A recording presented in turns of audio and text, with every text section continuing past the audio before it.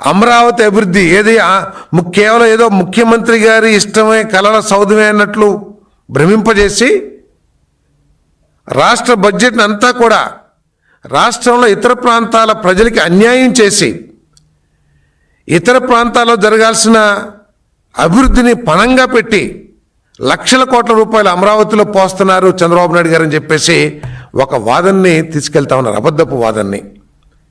నేను అడుగుతా ఉన్నాను, జగన్మోహన్ రెడ్డి గారు మీకు పరిపాలనా దక్షత లేదు కాబట్టి, పరిపాలన అనుభవం లేదు కాబట్టి, మీరు కేవలం అహంకారంతో పనిచేస్తారు కాబట్టి ఉన్న మార్గాలను ఎప్పుడు కూడా పరిశీలించరు.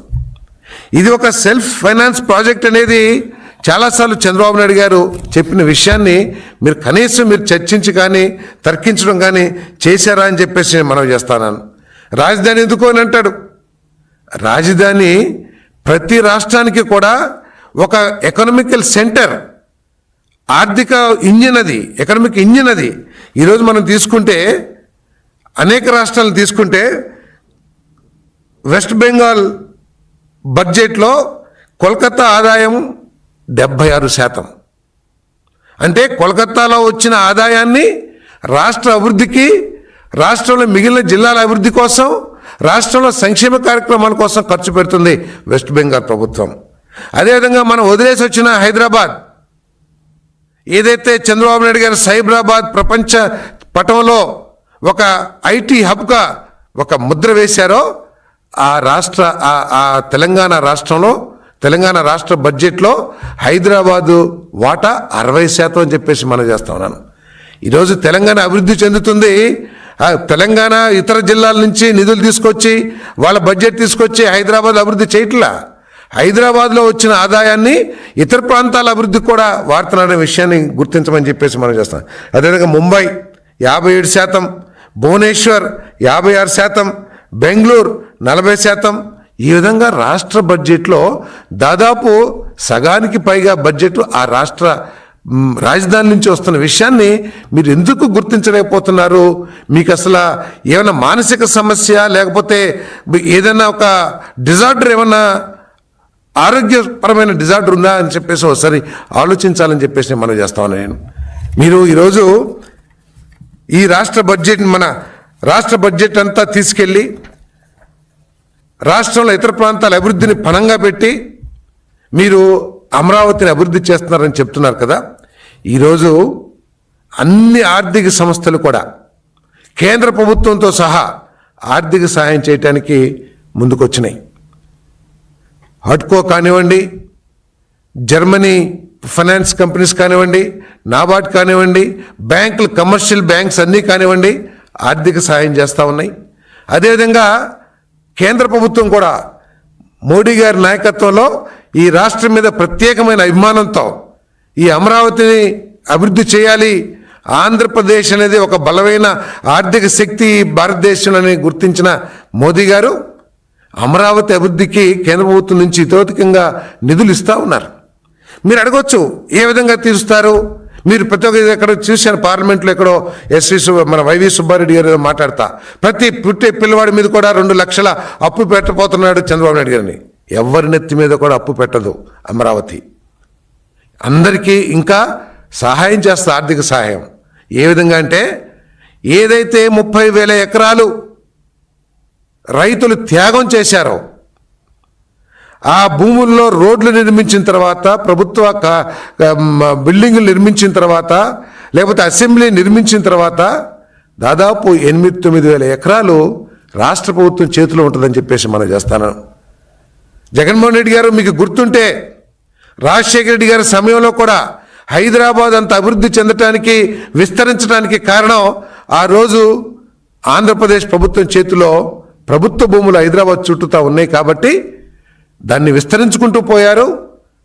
అవసరం ఉన్నప్పుడు ఆ భూముల్ని ఆక్షన్ వేయటం ద్వారా నిధులు సమీకరించుకున్నారు. ఆ నిధులతో రాష్ట్రాన్ని అభివృద్ధి చేశారు. గుర్తు చేసుకోమని చెప్పేసి మనం చేస్తాము. ఈరోజు కూడా ఏదైతే 8-9 ఎకరాలు మిగులుతుందో ఆంధ్రప్రదేశ్ ప్రభుత్వానికి, ఈరోజు 36,000 రూపాయలు గజం ధర ఉంది. అది తప్పకోకుండా 1,00,000 రూపాయలకి వెళ్తుంది. ఎందుకంటే విజయవాడ లో ఈరోజు 2 లక్షలు 2.5 లక్షల రూపాయలు కూడా గజం ధర పలుకుతూ ఉంది. హైదరాబాద్ చూసుకుంటే 150 కోట్లు 170 కోట్లు ఎకరం ఆక్షన్లో పోతా ఉంది. రేపు పూర్తి అభివృద్ధి ఈరోజు 36,000 ప్రకారం మీరు లెక్క వేసుకున్నా కూడా దాదాపు 1,10,000 కోట్ల ఆదాయం ఆ భూముల ద్వారా వస్తుందని చెప్పేసి మనం చేస్తాను. అదే పూర్తి అభివృద్ధి చెందిన తర్వాత అయితే 4-5 లక్షల కోట్ల రూపాయలు ఆదాయాన్ని సమకూర్చడమే కాకుండా ఆ అమరావతిలో ప్రతి సంవత్సరం వచ్చే ఆదాయంతో మన రాష్ట్ర ఇతర ప్రాంతాలను కూడా మరి అభివృద్ధి చేయొచ్చనే విషయాన్ని మీరు ఎందుకు గుర్తించలేకపోతున్నారు జగన్మోహన్ రెడ్డి గారు అని చెప్పేసి అడుగుతా ఉన్నాను. ఈరోజు అమరావతి చేస్తా ఉన్నారు. 20 నెలల్లో చాలా పురోగతి ఉంది అమరావతిలో. ఎక్కడైనా అమరావతి పురోగతి కోసం, అమరావతి అభివృద్ధి కోసం ఏ జిల్లాలో అయినా సరే అభివృద్ధి లేకోకుండా చేశారా ఈ కూటమి ప్రభుత్వం చంద్రబాబు నాయుడు గారి నాయకత్వం అని చెప్పేసి ప్రశ్నిస్తా ఉన్నాను నేను.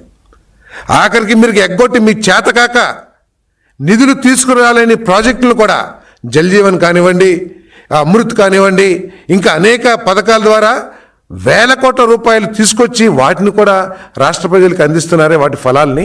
ఈరోజు విశాఖపట్నం తీసుకోండి, మీరేదో ప్రజల్ని మోసం చేశారు. విశాఖపట్నం ప్రజల్ని, ఉత్తరాంధ్ర ప్రజల్ని ఏదో రాజధాని తీసుకొస్తారని చెప్పేసి కనీసం ఒక 100-200 కోట్ల రూపాయలన ఎందుకు ఖర్చు పెట్టలేకపోయారనేది సమాధానం చెప్పి మిగతాది మాట్లాడమని చెప్పేసి నేను జగన్మోహన్ రెడ్డి గారిని ప్రశ్నిస్తా ఉన్నాను నేను. ఈరోజు కొన్ని లక్షల కోట్ల రూపాయల పెట్టుబడులు ఆ నగరానికి తీసుకొచ్చాం, ఆ పక్క జిల్లాలకు తీసుకొచ్చి రేపటి రోజున ప్రపంచంలో అభివృద్ధి చెందిన నగరాలతో పోటీ పడే స్థాయికి విశాఖపట్నాన్ని అభివృద్ధి చేస్తూ ఉన్నాం.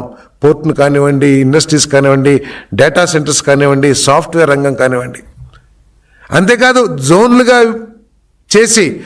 జోన్లుగా చేసి ఆంధ్రప్రదేశ్ని కారిడార్స్ తీసుకొచ్చాం కర్నూలు జిల్లాలో కేంద్ర ప్రభుత్వ సహకారంతో. సో మన ప్రకాశం జిల్లా, నెల్లూరు జిల్లా పోర్టులు ఏర్పాటు చేస్తా ఉన్నాం, బీపీసీఎల్ రిఫైనరీ వస్తూ ఉంది. సో ఇవన్నీ కూడా ఎందుకు మర్చిపోతున్నాం జగన్మోహన్ రెడ్డి గారు అని చెప్పేసి అడుగుతా ఉన్నా నేను. ప్రజలందరూ కూడా ఆలోచించాలి. ఈయన చెప్పే అబద్ధాలని ప్రత్యేకంగా వైఎస్ఆర్సీపీ కార్యకర్తలకి, నాయకులకి నేను మనవి చేస్తా ఉన్నా నేను. మీరు కూడా తర్కించుకోండి. మీకు ముందు మనందరికీ తెలుగు వారికి ముందు మన రాష్ట్రం, మన రాష్ట్ర అభివృద్ధి, మన రాజధాని, తర్వాత రాజకీయాలు చేద్దాం.